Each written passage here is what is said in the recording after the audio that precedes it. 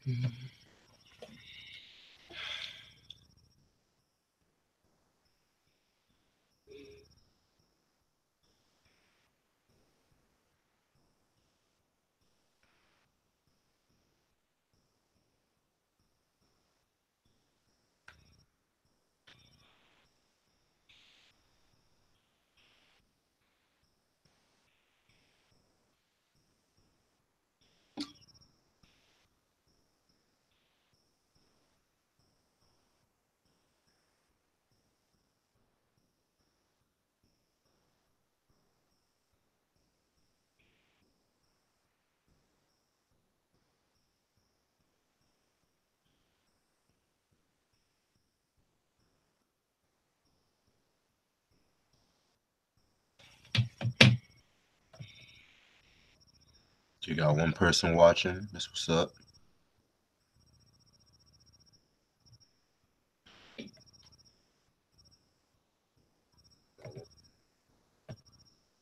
Okay, I'm gonna start about 8 minutes. I'm about to start. What is? Oh, okay. Just pause boutique. Pause boutique.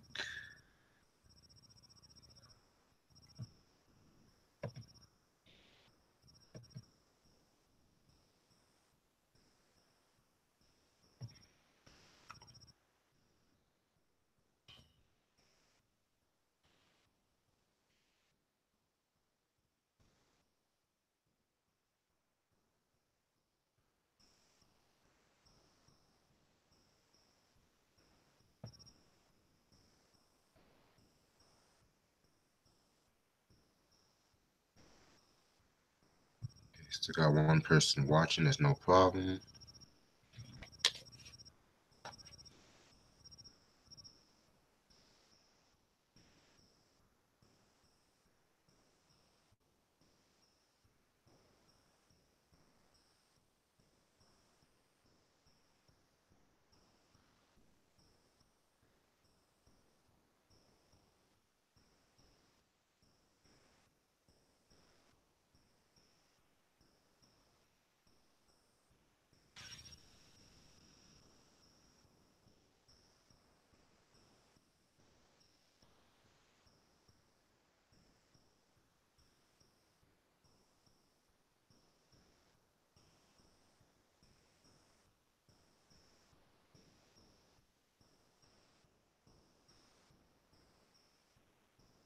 How was your weekend? Whoever's watching.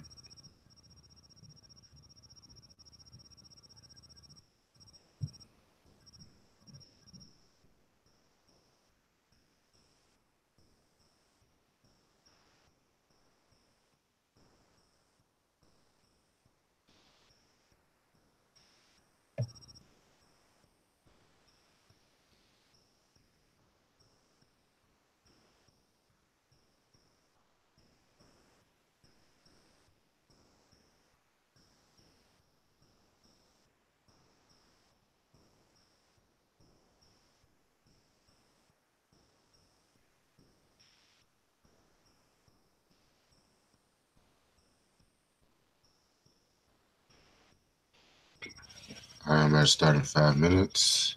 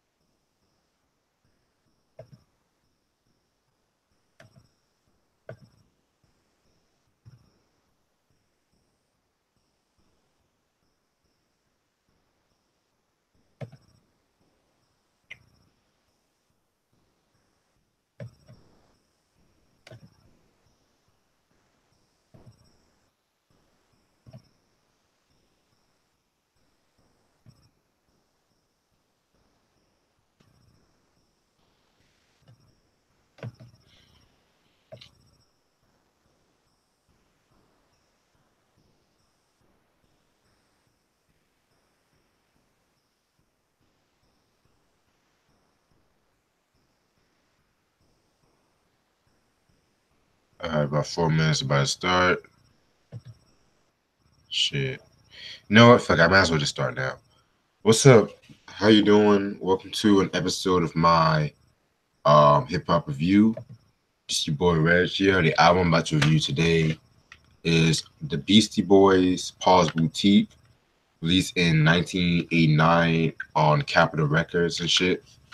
It only really came out with two singles, and those are Hey Ladies and Shadrach. Yeah, so I had reviewed what's the album? License to Ill a couple weeks ago. Gave it a good review. Right after the release of License to Ill, they had appeared on the Tougher Than Leather movie with Run DMC, but at the same time they were having like money issues with Def Jam. I think they didn't get a fair cut or some shit, so they left Def Jam and they relocated to LA and shit, where they had signed to like Capitol Records. And so right around the time they signed to Capitol Records, that's when they hooked up with the Dust Brothers and shit. And the Dust Brothers, they were considered members Easy Mike and King Gizmo. They're best known for working with people like fucking Beck, and of course they produced that song Bop, that song from that group Henson. So yeah, they were very dope production crew and shit. So yeah.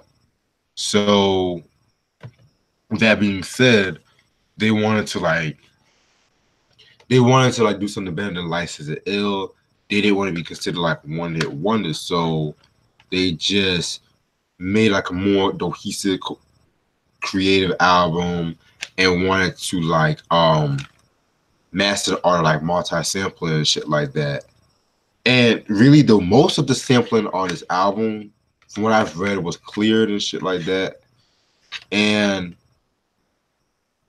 it's kind of funny too, because I was reading up and they said like the samples that they sampled here, these days it would be mad expensive to purchase and sample and shit. Like that's how crazy it is and shit. So with that being said, yeah, man, this album at the time, like the album commercially, it didn't really match the sales of License to Ill and shit like that, and Capitol has stopped promoting it. But then over the years and shit, people kind of recognize this album as like their breakthrough album, to say the least, and shit. And yeah, Paul's Boutique released in 1989. This is the album cover right here. This is actually a picture of Ludlow Street and shit. So yeah, that's very interesting.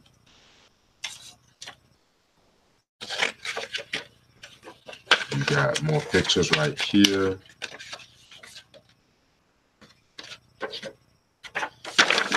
Got a dope picture of the Beastie Boys, them doing their thing.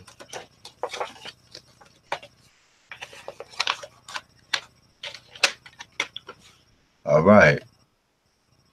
Other than that, we got about 15 songs.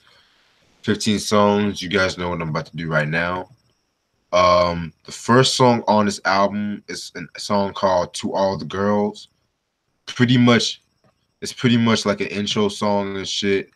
What I got from that is a better version than this song "Girls" on the License to Ill album and shit like that. So yeah, it's a short intro, use that Idris Muhammad sample and shit. So yeah. Track number 2, Shake Your Rump. That's a nice little song, nice little funky tune and shit.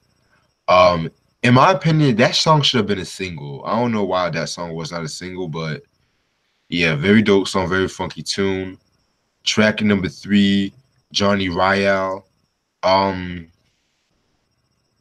looked up who Johnny Ryall was, and from what I looked up, he was this like homeless guy that used to always crash in Mike D's apartment and stuff like that. And in the song, it's talking about how he wants, he wants to be a musician and shit. And one of the things I loved about the Beastie Boys was their very weird stories that they used to tell.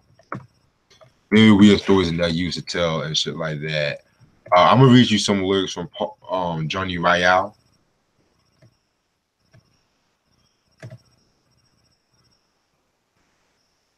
It's like Johnny Royale is the bum of my stew. I gave him 50 cents to buy some soup. He knows the time with the French Gucci watch. He's even more over than any mayor, and he's even more over than my mayor Ed Koch. Washing windows on the Bowery at 3:45 because he ain't gonna work at Maggie's farm no more. Living on borrowed time and borrowed money, sleeping on the street. They ain't a damn thing funny. Like just talking about homelessness and shit like that. Very interesting song. Probably one of my favorite songs off this album. Next song is a song called Eggman. Uh, that's a funny song. I like the usage of that Curtis Mayfield sample. Um, it's basically just talking about throwing eggs at people. That's just put it bluntly, just throwing eggs at people. Every time I hear that song, it reminds me of that scene in Ted 2 when they were just Ted and what's the cat's name? Mark Wahlberg's character. I keep forgetting his name. And that lawyer, they got fucked up and they started throwing eggs at. I don't know if it was eggs or fruit, but they were just throwing them at joggers and shit. So yeah, very dope, funny movie and shit. Not as funny as the first one, if you ask me, but yeah. Track number 5, High Plains Drifter. Um, that beat that's a very slow beat, very dope beat. Not one of my favorite songs off this album, but at the same time, I love how each line is like a reference to something and shit. For example, it's talking about I'm long distance from my girl and I'm talking on my cellular. She said that she was sorry and I said, yeah, the hell you were.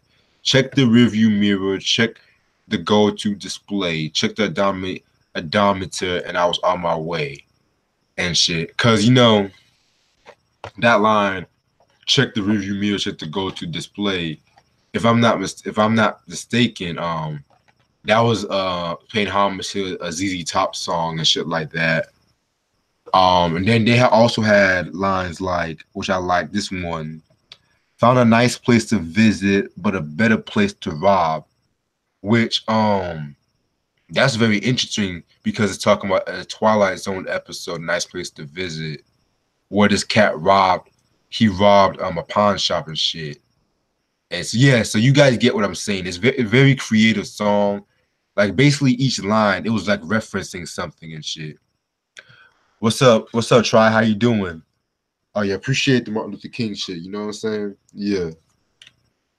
Yeah, man. This probably my favorite album. This one and Check Your Head are probably my favorite albums from the Beastie Boys. Um, which I'm gonna explain why when I talk about it, but appreciate the watch, man. All right. Then we have track number 6, The Sounds of Science. Um, you guys might be surprised, but this is probably my favorite song off this album. This song is a very interesting song because, for one, when they talking about the sounds of science, what I got from it is that they're using like science, they're using like science metaphors basically as like a progression of hip hop. For example, like listen to the beginning verse.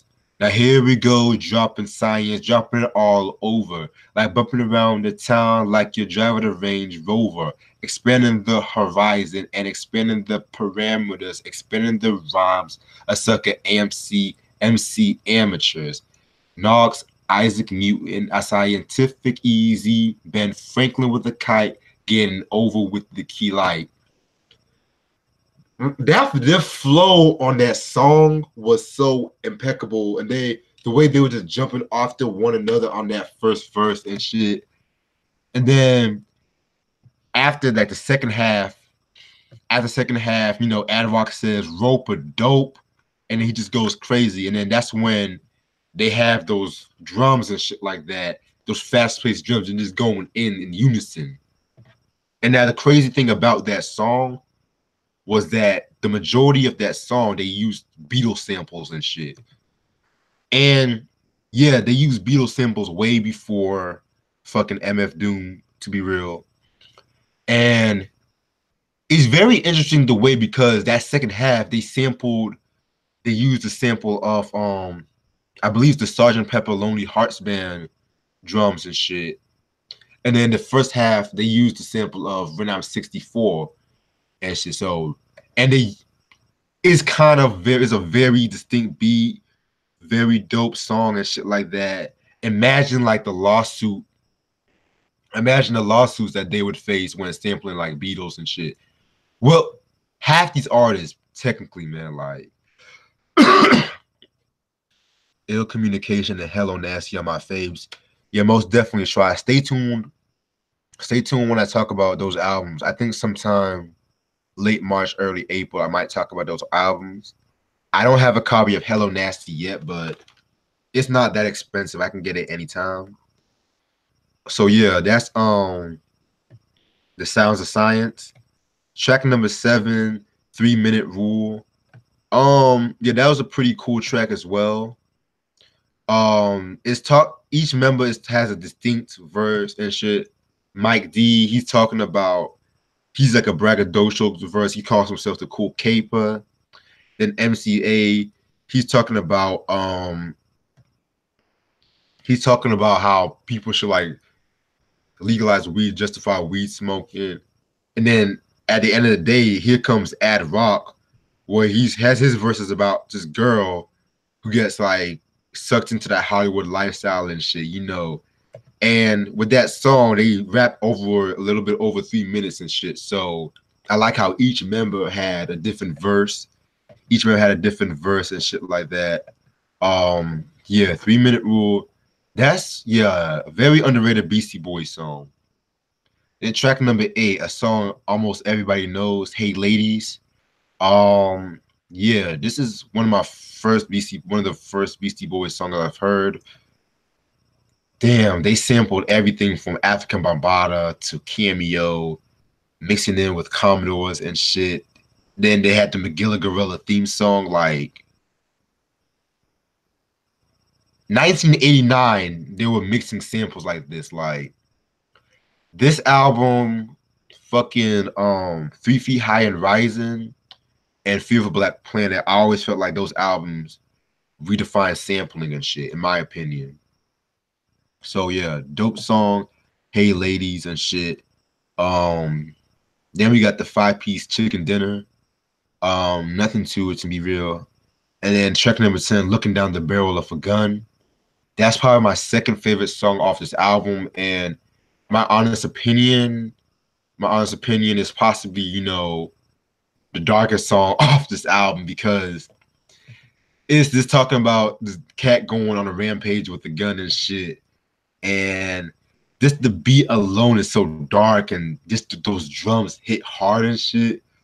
Some of the lyrics talking about, cause I'm out on a mission, a stolen car mission, had a small problem with the transmission. 3 on the tree in the middle of the night. I had this stake on my head cause I got into a fist fight. Life comes in phases, take the good with the bad. You bought the coins on the street homes and you know you got had. Because it's all high spirit, you know you got to hear it. Don't touch the mic, baby. Don't come near it. Like, yeah, man, very dope song and shit. Nice usage of that Pink Floyd sample. Then you get to Car Thief. Very dope song. To be honest, what they mean by Car Thief is talking about how, you have motherfuckers who bite songs or bite somebody's styles and shit like that. And they got the name of the song from the line from the movie The Mac. Very dope movie. Blaxploitation classic and shit. I think one cat said, "You ain't a pimp, you nothing but a car thief." You know what I'm saying? So yeah, very dope movie and shit. A lot of hip hop, a lot of rappers have samples shit from that movie and shit, Then you got To What Comes Around. That song was okay. I wasn't really too big on that song, to be honest. Then you got to track number 13, which is Shadrach. Very cool song. I like that song. This what I got from Shadrach, is talking about the use Shadrach as a way of the Beastie Boys, having faith in themselves, looking ahead. Fuck all that drama that they were going through, with Def Jam years prior. So yeah, that's what I think I got from Shadrach. Very dope song. Very underrated single though, but the album itself didn't really do too well. Then you got Ask for Janice, which leads to the B-Boy Bola the Beast. I don't even know if I'm saying it right. But it's the B-Boy Bola the Beast is like a 12-minute medley of some sort of like little short snippets of songs. Certain songs that they did well, certain songs I was kind of like, eh. Some of my favorites was Get on the Mic, um, where I love that beat. They were doing that beatboxing shit. My favorite one, A Year and a Day. I think that's almost everybody's favorite one. Where that was like the first MCA solo track, and you can really see like his spiritual side coming through with that track. Very dope usage of that Isley Brothers sample. Hello Brooklyn, where you guys know that Hello Brooklyn. That part, Jay-Z, all my Jay-Z heads, about that part. So yes, those are like most of my favorite parts of that medley. Okay, so my overall opinion on this album. This album is a hip hop classic, to say the least. It's probably like if you ask me the second most influential album, because a lot of people want to say License to Ill will be like the most influential. Like this album right here, like there were just the production was what really made this album, and the Beastie Boys really just found their style with this album, in my opinion. Yeah, man, very dope album to say the least. Yeah, man, like a lot of dope songs, very funky album. Like you can see like the progression, how they matured since License to Ill and shit. Yeah. Paul's Boutique, 1989. They re-released this album in 2009 as the remastered edition. And so must have in your collection. And so I got a few vinyls. I'm gonna show you guys and stuff like that. I got a few vinyls that came in. So I'm gonna show you guys what I got. Yeah. Yeah, man. Here I go. Here I go. Here I go. The first vinyl I got is Black Rob's first album, Life Story, released in 2000 on Bad Boy Records. So glad I finally got this album. So finally glad I got this album. For those who don't know who Black Rob is, he's an MC from he was born in Buffalo, but he grew up like in Harlem and shit. Um he was known as a member of the Schizophrenics and shit, but he got noticed by Bad Boy. He got noticed by Bad Boy, and I believe his first appearance on Wax, if I'm not mistaken, was on the 112 song "Come See Me" the "Come See Me" remix. So as usual, that was 1996, and so Puffy had him on a couple of remixes and shit like that, just get him a buzz. And so in 2000, that's when this album came out right here, Life Story. Singles album is known for Whoa, which everybody knows that song Whoa, and the Expetio. Yeah. Yeah, try. This album is very underrated. Just to let you guys know, if you guys are expecting that shiny suit era Bad Boy, that shiny suit era Bad Boy, you're not gonna get that with this album. You might get a little bit of it, but this is that straight street shit, that straight gutter shit. You know what I'm saying? I got another Bad Boy album coming soon. I'm not going to reveal what it is. I'm gonna leave that as a surprise. But so glad I got this album. And I believe it was after this album after this album, he came out with the Black Rob Report back in '05. It's been a while since I've heard that album. It's been a long while since I've heard that album. So, and right a year after that, you guys should know he was in prison. He was in prison from '06, and shit like that from a grand larceny charge and shit. So he's released now, thank God. But yeah, fucking Black Rob, Life Story, 2000. This next album, this is an album that I was very surprised that I saw. I saw and shit like that. There's Teflon with My Will, released in 1997 on what's the label? Relativity Records. Yeah. For those of you guys who know, if you guys know about MOP, you guys should know about fucking Teflon and shit. He is like the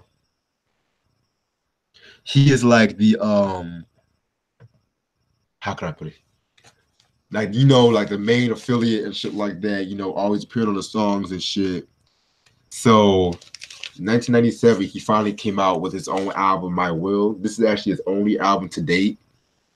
What were the singles? I think, damn, what were the singles off this album? Because, damn, what was the singles off this album? I don't even know the singles. I think Gotta Get Over or My Will was a single, but it's been a while since I definitely heard this album. But one thing for sure, if you guys love MOP or mid to late 90s East Coast hip hop, this is the album you must have. Unfortunately, this album is actually out of print. It's been out of print for many years and shit. And Teflon, from what I've heard, he doesn't even rap no more. I think he's like an exercise trainer, if I'm not mistaken. So, Teflon, My Will, 1997. I need to get some definitely need to get some more MOP albums. And no try, it is not Mace Double Up. That album is never touched my collection. The only Mace album I most likely own is Harlem World. That's my thing. All right, next album. This is an album that from an MC who I feel does not really get the credit he deserves when it comes to today's artists and shit like that, today's generation. But this is probably like one of his most famous albums, and his famous album to date. It's Kumo D's How You Like Me Now. This is his second album and shit, released in 1987. So finally glad I got this album. You guys know who Kumo D is. He is 1/3 of the Treacherous Three. Very influential like hip hop group right there. The way the dude was spitting back in the late 80s and shit, nobody, like, he was on some advanced lyricism at that time and shit, Yeah, this was released on Jive Records, by the way. Singles album is known for was How You Like Me Now, which I'm gonna get into that, Wild Wild West, and No Respect. Yeah, man, this is actually his best-selling album to date. One song in particular I fuck with, the song Rock You. Whew, the way they flipped that Queen sample and shit, very dope. Teddy Riley, he mostly produced the majority of this album. Like, again, before, this was before Guy. This was before working with Michael Jackson. He was producing for Kumo D. He was mostly Kumo D's go-to producer and shit. And let me address the elephant in the room. Let me address that. If you guys look closely right here, that's like a red Kangol hat right there. That's LL, because this was released at the time when him and LL Cool J were beefing, and I believe, if I'm not mistaken, I don't know if it was his girl or his wife at the time that put the hat right there and shit. And the song How You Like Me Now, do some shots at LL Cool J and shit. So yeah, I'm definitely gonna do a review on this album. This album right here, in my opinion, it's a classic album. In my opinion, has some dope cuts. Even though Knowledge is King is my favorite album, Kumo D. I'm so glad I got this album. This Kumo D, How You Like Me Now. This album was actually re-released in 2015, so must have. And the last album I got in my collection, and shit. You guys are not going to be ready. You guys are not ready for this. You guys are not ready for this one and shit. Um, whew. Okay, drum roll.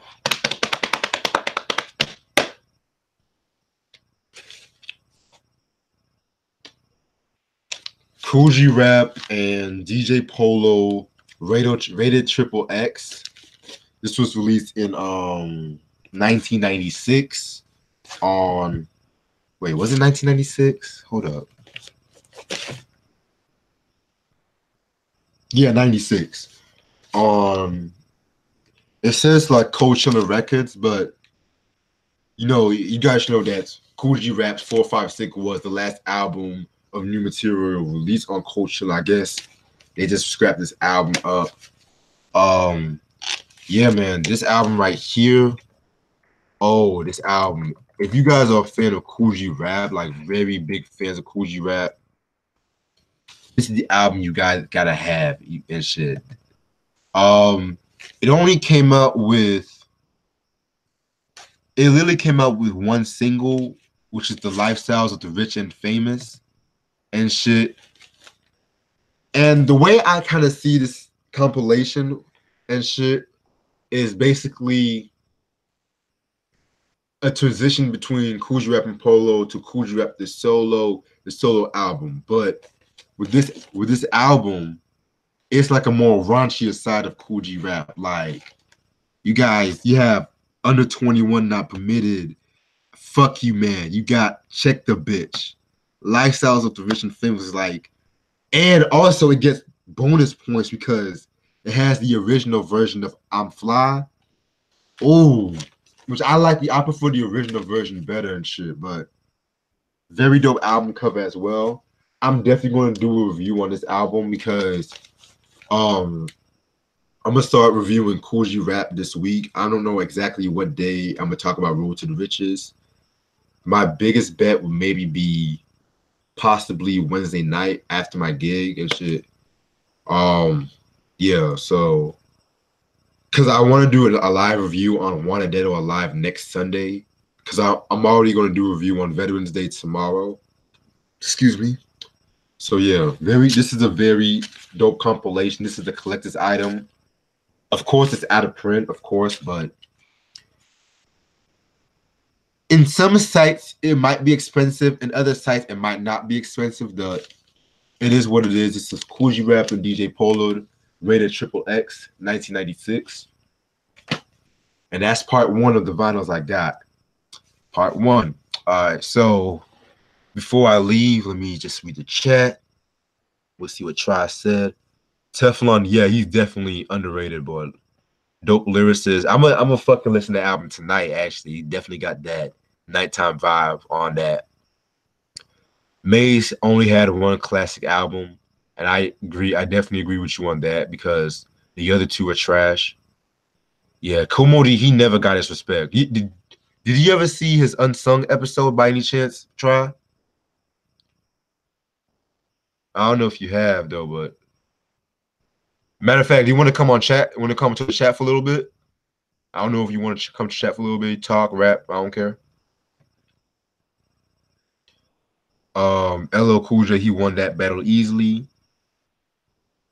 You know, a lot of people, it still has its debates today because a lot of people say Kumo D, Death Blow is better than To the Break of Dawn and shit like that. In my personal opinion, that's a dope diss track. Death Blow was a dope diss track, but I felt like the beat, I think he was trying to go for more of that LL Cool J beat, in my opinion. With that, I don't know if it was just me though, but because I always considered LL Cool J and Kumo D when it came to like when they them dropping diss tracks, how they can talk about how they can like appeal to like the mainstream crowd, how they can appeal to the mainstream crowd, and still keep it on wax and shit like that. I'm gonna send you an invite and shit. I send you an invite right now.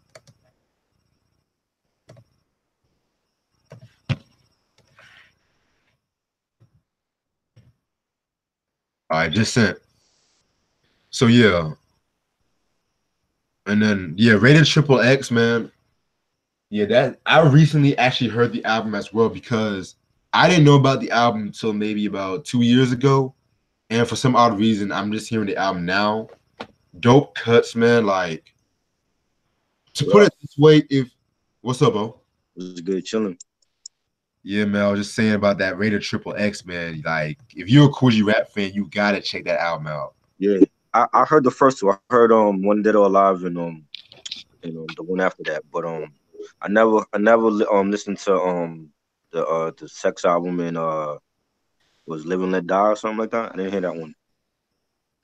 But Yeah, I don't have, sadly, I have no Cool G rap albums. Like the one I want to get is 456. I know that one is like $4 now, but the other, like the DJ Polo ones, yeah. most of those are like out of print. So but Facts. yeah, G Rap, that's a legend. Kumo D, I got two Kumo D albums last year, but I forgot the name of them though. But I don't have the one that you have with that big hit single off of there. I don't have that one. Yeah, man. Like when I went to the vinyl, something whenever something always tell me go to the vinyl store, man. That's when I always find that good shit. Right. Cause the part two, I'm gonna wait till I get paid next week. I'm gonna get that other pack day later. And Yeah. just a spoiler, I do got Ja Mhm. Rule's Vedi Vedi Vici album. Right. Yeah, I might want to do a review on that one day. Classic album right there. Yeah, I know Mike want to do. People, I know Mike want oh to yeah. talk about that one day too. People shit on Ja, but Ja, you know, for as much grief that 50 gave him, 50 was trying to do the same shit that Ja was doing in reality. You know what I'm saying? Exactly, and exactly, and and that's what I didn't understand because it's like back then he hated on Ja Rule for these all these love songs, but he was trying to do the same shit. And Ja Rule got better love songs than him. he do. You know, Cause I mean, there's some love songs from Ja, like Mesmerize and not always on time. Always on time I hated because they overplayed that shit. yeah, I got tired of But that shit. Mesmerize was one of my favorites with him and Ashanti because I felt like him and Ashanti had great chemistry together. And I actually promoted for Murder Inc. back in the day. So Mhm. like we was promoting all of these hit singles and you know, I just felt like 50, yeah, it's like he's kind of contradicting himself because like you despise Ja Rule for all the love songs and the pop radio friendly joints, but you was trying to do the same shit. Candy Shop, 21 Questions, just a little bit. You know what I'm Exactly. saying in the club. You know what I mean? So I didn't. I think the beef with them is more street oriented than just the music thing. But you can't sit there and criticize Ja for what he was doing when he was trying to do the exact same shit. You And know you what know, I'm saying? And I like both our artists, but to me, I feel like Ja Rule has a stronger discography minus the mixtapes because 50 to me like if it wasn't for him like that whole mixtape thing really wasn't popping until him and G Unit got on. And then everybody else started, follow suit. Lil Wayne got big over here when he dropped his mixtapes and Joe Budden and Dipset and D Block. But I feel like just based off of like the retail albums, I feel like Ja will have better albums than 50. I only like the first two 50 albums. I think those are like his best. Curtis album, I like some songs, but I don't feel like it's a classic. I know Indian. we're gonna end up at some point discussing those albums, but I feel like Ja Rule have the better albums to me, you know.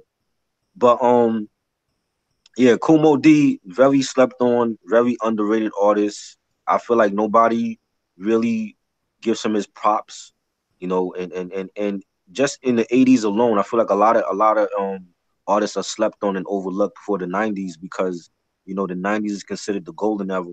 But I feel like people shit on the '80s, and if it wasn't for like artists like Roxanne Shante and Kane and LL and Curtis Blow, there wouldn't be no Nas. You know what I'm saying? There wouldn't be no Snoop Dogg or no Kendrick Mhm. or J Cole right now. You know what I'm saying? So Exactly. I definitely feel like the '80s rap needs to be respected more and discussed more. You know? Right. That's why I respected Mike so much when he put out that video a couple months ago about 80s rap being disrespected and shit. Right, right, Yeah. right. Because I grew up in that era. You know what I'm saying? And just that era was like the infancy stages of rap when it was first started out. It was only like you could count on one hand how many artists that was doing it because it was still fresh. It was still a new genre to the world, and now everybody and their mama trying to rap. But back then it was like you only had a handful of MCs, and it wasn't based off of no gimmicks and no label politics. It was just all about the music. It wasn't about how many followers you got and who you sleeping with. You know what I'm saying? And you know, it's come a long way from the late '70s, early '80s to now. You know what I'm saying? I think it needs to be respected more. I highly agree with you and shit. Yeah. Yeah. Cause like that's why I'm glad that, people like you and Mike and Steven, we Mm, keep consistently, trying to keep that legacy alive and shit. yeah. Definitely. You know what I'm saying? I feel like if you don't know they always say if you don't know your past, you're not gonna know your future, and that's part of the past. Like that whole '80s era is overlooked for the '90s, and I love the '90s. I love the golden era. I just feel like the '80s era needs to be discussed more. You know what I'm saying? So that you can see like like well, Mm-hmm. Nas wasn't always around. You know what I'm saying? Neither was Boot Camp or Hyro or Razcats. Like a lot of these '90s cats need to pay homage to the '80s. You know what I'm saying? And Right. I just feel like it's not talked about enough. You know what I'm saying? And that's why I want to be able to discuss the '80s era more often, so that people know like UTFO, there was a dope group. Force MDs, they were rapping and singing before Drake or Bone Thugs and Harmony. You know what I'm saying? On it. So you know, uh, these are people like that people don't know about. You know what I'm saying? So I just feel like it needs to be shined the light upon more. I feel you definitely. You know, Most definitely and shit. yeah. Question. I love Mace, but Mace only got one classic album, man. Yeah, that's what I said too. You know what I'm saying? And he signed like a six. Supposedly, he signed like a 6 album deal with Bad Boy on release, like 3 albums. He still owed Bad Boy 3 more, which he'll probably never get. That's why he will never be able to come out again, because Puffy gonna make sure he get his money and shit from him. And, Exactly. you Cause know, doesn't Puffy yeah, own like his publishing or some shit? yeah, Facts. I feel you. and yeah, he great one album. I think he was a dope lyricist, but it is what it is. You got one classic album. That's it. And I Mm. remember having double. I actually bought Double Up. I had that shit, and when I heard it, I threw it away because it was just bad. Like I wasn't gonna keep it. 'Cause I know, like, cause I kept it, and I wasn't playing it. It was just sitting there collecting dust. I'm like, yo, why do I have this album, man? I don't need it. You know. Speaking of bad Oh, albums, mm. do you want to join Steven and I when we do Veterans Day tomorrow? Oh shit, y'all doing it tomorrow? What time y'all doing it? 5:30. I'm actually let me text Steven to remind him see if he's still down right quick. Hold on. I might. I don't know, cause I'm supposed to be going out, so I don't know what time I'm coming back. But if I'm back in time, I'll definitely do that one. 'Cause that's the one Kane album I never heard before. That was the one that was shelved, like the record label shelved it or whatever. Oh no, they never showed us out. It actually did come out 98. Oh, it did come out. Okay, I know he had problems like releasing it or whatever or something like that. But yeah, I never heard that Kane album though. I heard like most of his stuff. Yeah, You know what I mean? I just want to get this Kane album out the way so I can just do the Coogee rap albums and Yeah, shit. Cause yeah, yeah. I'm not too fond of this album like that. Right. And I'm gonna explain why tomorrow. But Loki though, One out. I'm gonna talk about Ice T soon on this channel. Yeah, he said he's still down. Oh, I guess I don't know what happened to Try. I guess his Wi-Fi got fucked up. Fuck. I'm gonna send him another invite.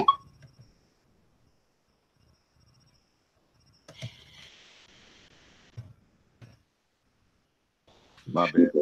No, you straight. Nope. I Yeah, was having my Wi-Fi was acting up. yeah. We've been there before, bro. Yeah. You know, I have to be honest. My Wi-Fi has actually been on its best behavior this whole year, and this is actually a surprise and shit. Oh shit. Damn. Yeah, and Yeah. I'm also like that. I'm doing like more videos in the afternoon these days, so that way it's no less Wi-Fi problems and shit. Right. Right. That's true. Yeah, because ain't nobody home right now, man. It's been quiet all day and shit. That's good. That's good. You Yeah. know. Hmm. Yeah. The Beastie Boys. The Beastie. I gotta get that Beastie Boys one because I never got that one in the first one also. But I love Ill Communication. That's always been my favorite one. And Hello Nasty and Check Your Head. Um what other ones I like? There's another was it to the Five Boroughs? That one was solid, Yeah, that was okay. you know. But yeah, but Paul's Boutique, that one is always like underrated and people don't really mention that one, but I definitely gotta pick that one up. Yeah, because I noticed like with a lot of fans, Mm, they want to say that Check Your Head is their best album, which right. that's fine with me. That's fine with me because that album was Mm, ill as fuck. mm, But people always put like Paul's Boutique to the side in recent years and shit. right. Yeah, and Hey Ladies is on that one, right? Yeah, Yeah, that one has always been like my favorite like song from that album. I actually got the when they came out with the Beastie Boys and was it the Sounds of Science anthology. yeah, They came out with like a video collection. I actually got the video collection with like all of their videos from like their first album to like the Sounds of Science project. that's what's up. So I remember that Hey Ladies video because like I used to always watch it like on the DVD for it. So on the that DVD set. So that was like always like one of my favorite singles from that album. Yeah, I remember when I first heard "Hey Ladies," man. That was like so funky as hell. Yeah. Like just the sample usage on that album was ridiculous. Right. Like And yeah, and it was, I always the Beasties is always different to me because they started out like as a punk band and then, started to do rap and they always maintained that punk rock element in their music and playing their own instruments. And I always liked that about them. Like facts. when people didn't really understand them. I remember back in the 80s when people used to compare them to Run DMC. They used to be like, well, they're like the white version of Run DMC, but Run DMC don't play their own instruments, you know? Right. And I always felt like Beastie Boys were always like, even though they were popular, I still felt like within the rap community they were like underrated, you know what I'm saying? Because I don't really think people looked at them like they were lyricists or, they were like a real rap group because they had that rock element to them. True, true. But at the Yeah. same time, Run DMC had that rock element, but they accepted them too. So, Right, right. You know what I'm saying? And then they were like the first ones to have their own sneaker deal, so it wasn't Beastie Boys.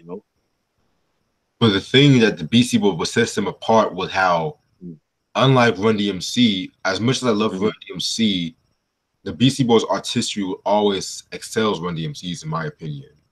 Right. And yeah, Yeah. people might disagree with me on this, but Mm, take albums like how Paul's Boutique was, then Check Your Head. It was like more funkier. right. Ill Communication had that stripped down New York sound towards it.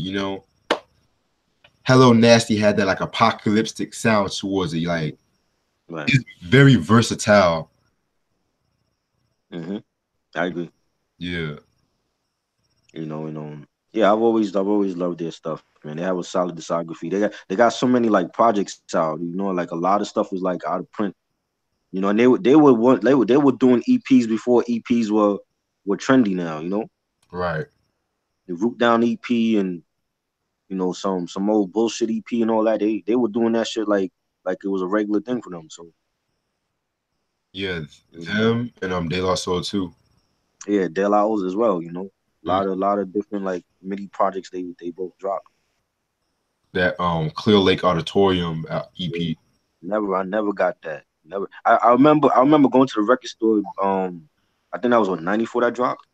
I Yeah, remember going to the record store for that, and it was sold out. Like as soon as it came out, it was sold out. Like I couldn't get it anywhere. I still don't have it. shit. I know. You I know, saw. I saw. Biz Marquis, that orchestra EP, that with the black and white cover and shit. right? That was like $15 on vinyl. When I saw it, I was like, damn. Yeah, man.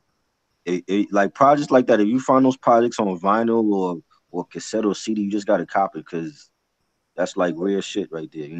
Exactly. So yeah. Yeah, but this Bad Boy album, y'all gonna fuck with that shit. Oh God, is it good? It's underrated, Oh boy.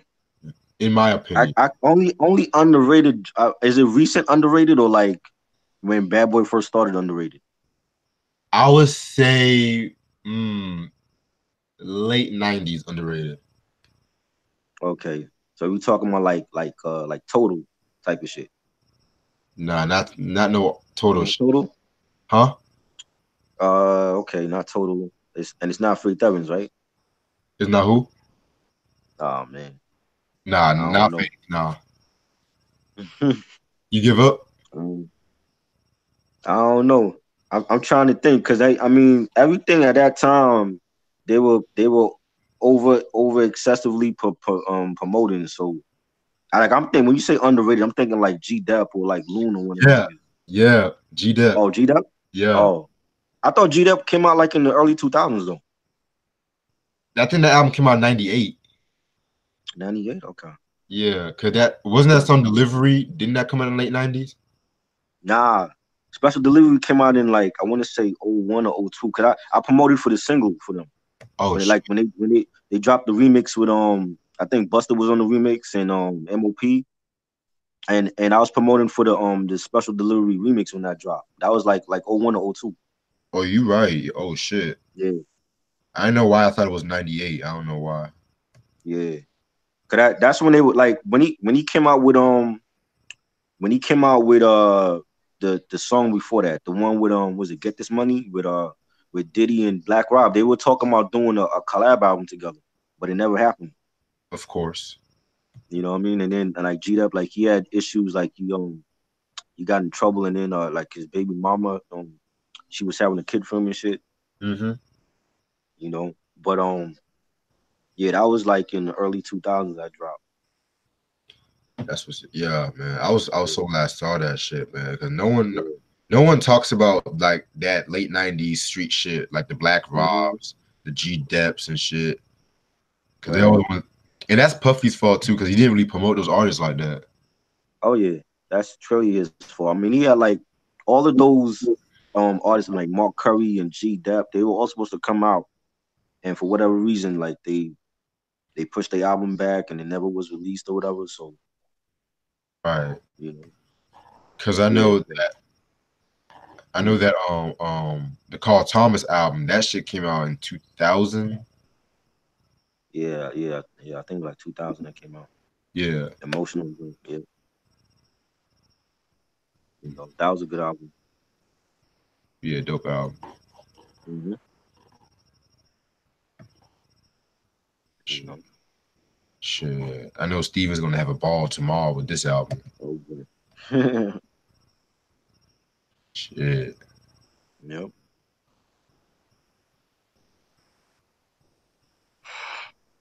I got to listen to that Kane one. I never listened to that one before. Yeah, you ain't missing much, Yeah. really. I heard most of them like Daddy's Home and some of them I got. Like I know Taste the Chocolate I never got and It's a Big Daddy thing I had on cassette. I don't have it on CD. Oh, Yeah, Daddy song I heard, but I never bought it. And Veterans Day, I haven't heard that one. I got it. That's like the one I haven't heard. yeah, Veterans Day. That was because with that album, he Mm-hmm. he was originally going to sign to like Death Row East, which was supposed to Mm-hmm. be like Tupac's record label, but we all Right, know the story with what happened with that one. So right, because he was buddies with Pac and all that, and yeah, they for did like some unreleased joints. Yeah, yeah. I remember that. So he signed to this record label that they didn't know shit about hip hop, and I'm expecting more of that. Hmm.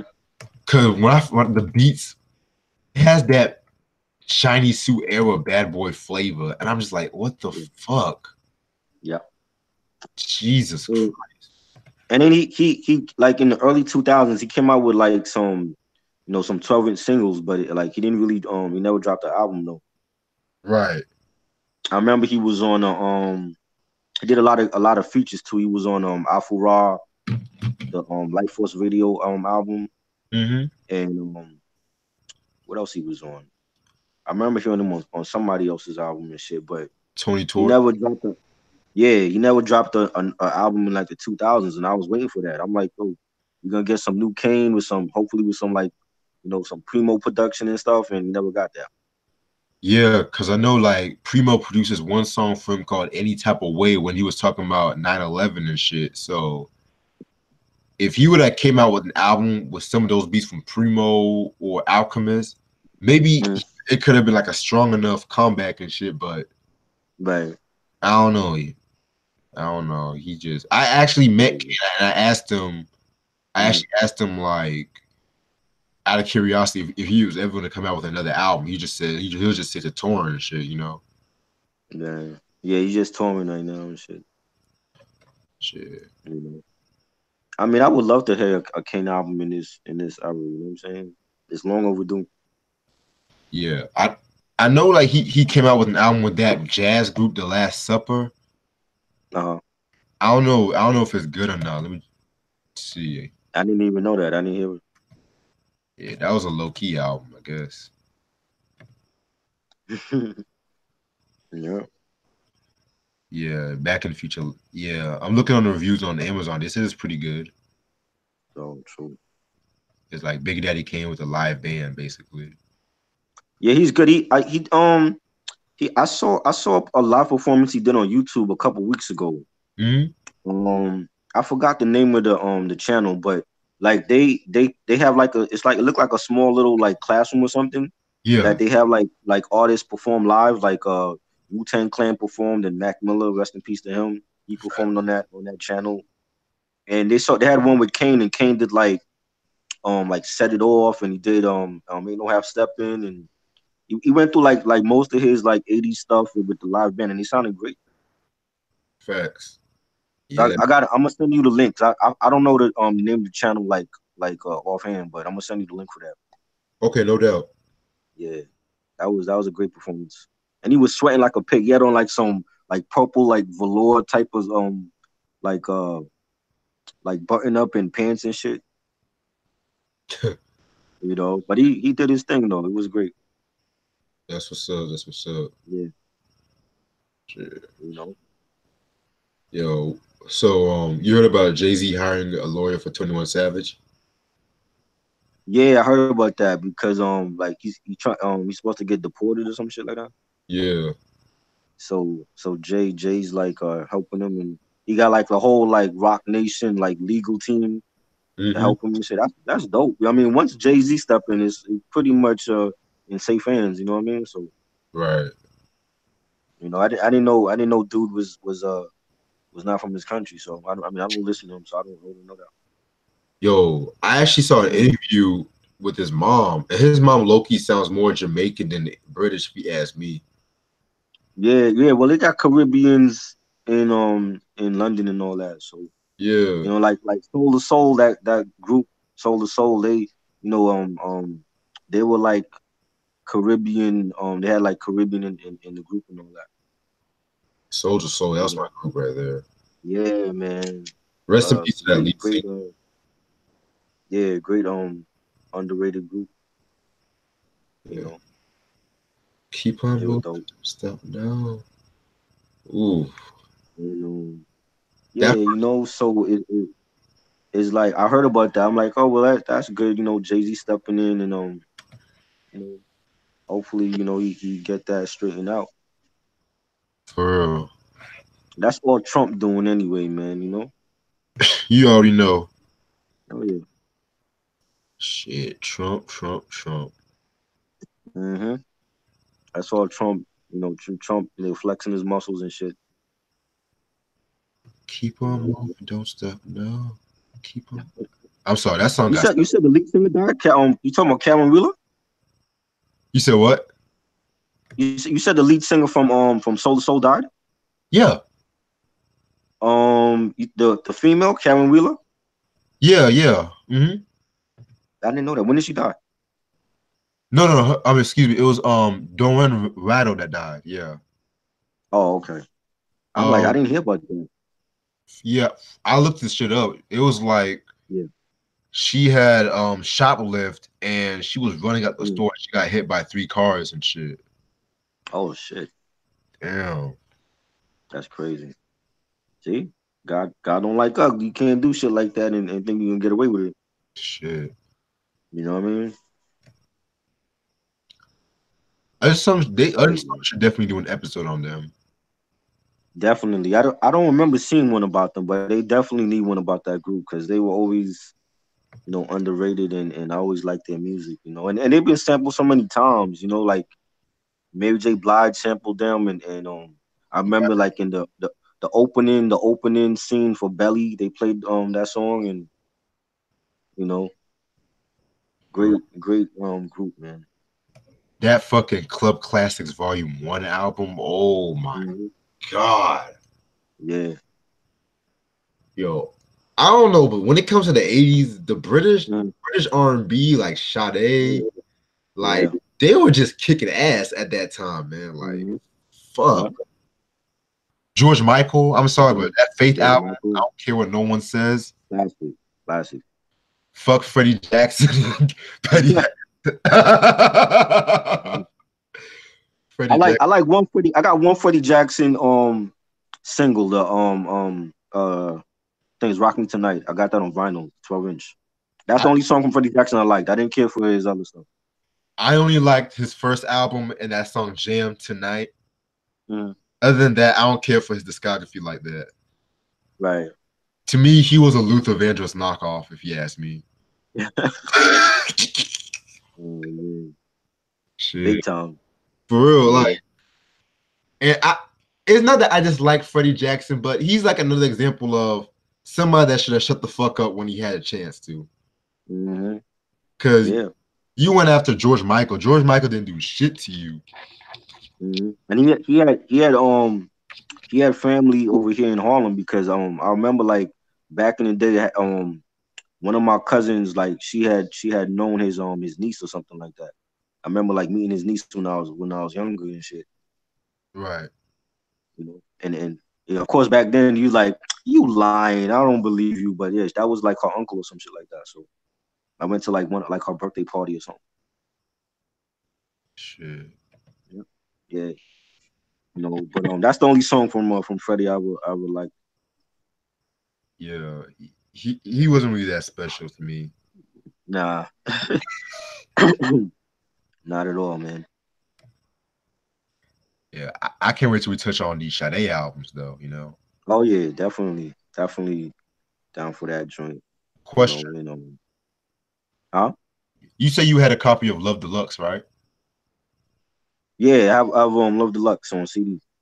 Okay, when we do a review on that, you just bring your copy because I don't have a copy of that yet and shit. Okay. Appreciate it. Yeah. That's my favorite Sade album actually, the Love Deluxe one. Yeah, It's just real more soulful and love that album, man. Even the videos, like when you like look at the video for like No Ordinary Love or for yes, Cherish the Day, it puts you in the, I mean, at least for me, it puts me in like a real peaceful mind state. You know what I'm saying? Like Exactly. the visuals for those two videos, like they go perfect with the songs, and I love that album. And it's only like 9 songs, I think it is. That's a Hmm. great album. Yeah. Yeah, that's like a lot of diehard Sade's fans' favorite and shit like that because Right. that album. Because I think the thing with that album was just how sensual it really was, you know. Hmm. But as much as I love Deluxe, my Hmm. favorite would always gonna be fucking Pop Promise. That's my favorite, bar none. So, But you've heard Stronger Than Pride, right? yes, I Yeah, heard that one. I love that fucking album, man. Like Yeah, that's that a was good. groove, man. Like Mm-hmm. fucking That was good. Turn My Back on You. Yeah. Um, I low key might sample. I never thought I'd see the day. I low key might try sampling that shit. Oh man, you gonna try I to rap over that? I think I might sell it low key. I don't know. That's dope. It has a currency. When I heard the sample, I have a feeling currency sampled that song too. Did he? He sampled it? I have a strong feeling because it sounds something he was sample low key. Right. Damn, I can't keep up with his projects, man. He's always dropping something. So. This nigga has like 8,000 projects off his ass and shit. Like, Mhm. but I can't laugh about that because I respect his hustle, like low key. Right. Yeah. I mean I think Currency is very underrated, and Oh, he drops more stuff than like Rock Marcy and Griselda, and a lot of it is like goes under the radar, and for real. I think I started listening to Currency with Pilot Talk Part 1, and then it just from there, from Pilot Talk Part 1 to now, I love his stuff, you know what I'm saying, and he's consistent, you know what I mean, Exactly. It's Stone Immaculate and Oh, Driving Theater, oh my god. classic shit, you know. This is Um, not a mixtape. the Harvard Blue mixtape, that was dope. Okay. Um, even last year's shit, with Fire in the Sky, that was a solid mixtape too. That was slept on also. Fire in the Clouds, I think it's called. That's what's up. That's what's up. Yeah, you know what I'm saying. I always liked this though. The project he did with Freddie Gibbs, the was it and Freddie Fetty, and yeah. Alchemist. That shit was banging, yo. I gotta definitely get a copy of that. And I'm not even the biggest Freddie Gibbs fan like that. That shit was volumes and shit. And Freddie outshined them lyrically on that project, but they have good chemistry together. I mean, they worked in the past together. They have great chemistry where I could see them do like a whole like a full collab album together. Right. But Freddie definitely outshined them lyrically on that project. You know, Facts. yeah, that was good. Yeah. And I know fucking Boogie Down Hmm. Production sampled Paradise for 13 and Good and shit. Right, right, Shit. yeah, Which I know a lot of people kind of have their opinions on that song. crazy. Shit. You know, Overwhelmed by my Playboy charm. And that's KRS One says some shit yeah, man. like I love KRS One, but even that song, like he had some suspect lyrics on that song. He was like overwhelmed by my Playboy charm, and then his facial expression in that video where he was like 13, and then he's about to drop. Oh Crazy, crazy. shit! You know, yeah, man. Yeah, you ever saw that Killer Mike show on Netflix? Oh, on Netflix, I heard about it. I saw Killer Mike on what he was on.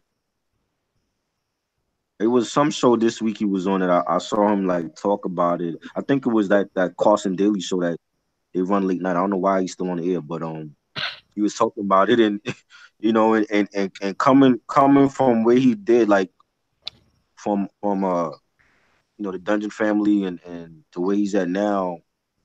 You know, Killer Mike is smart. He's a smart dude. Like, you know what he's talking about, and I wish he would run for president. I would definitely vote for him.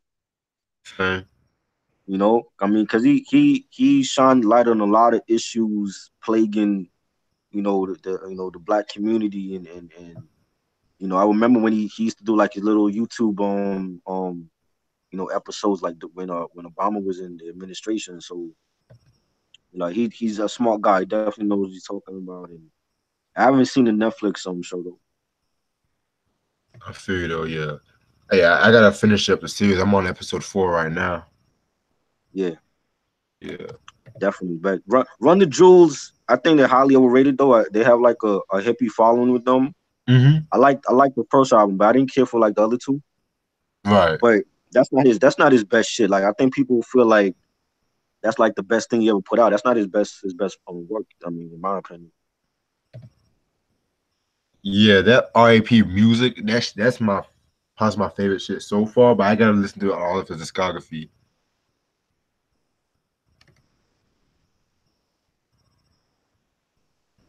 You hear me? Oh shit. Oh shit, his Wi-Fi's fucking up.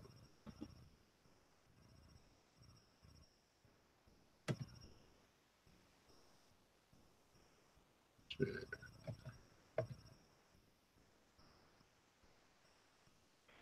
But yeah, anyway, think I'm about to end off a bit soon though.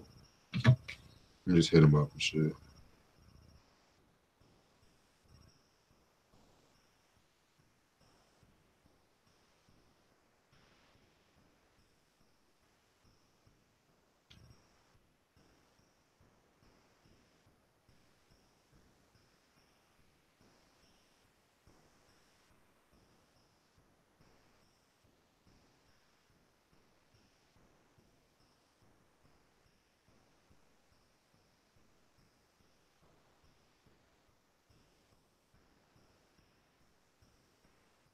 Yeah. But anyway, so whoever watched this review, thank y'all so much for watching. Shout out to Try as usual and shit. I'm definitely getting ready to do this. What's the reviews? The Veterans Day review is definitely going to be. The Veterans review is definitely going to be on tomorrow about 5:30. So stay tuned on that. As you, this is your boy Reg. Peace.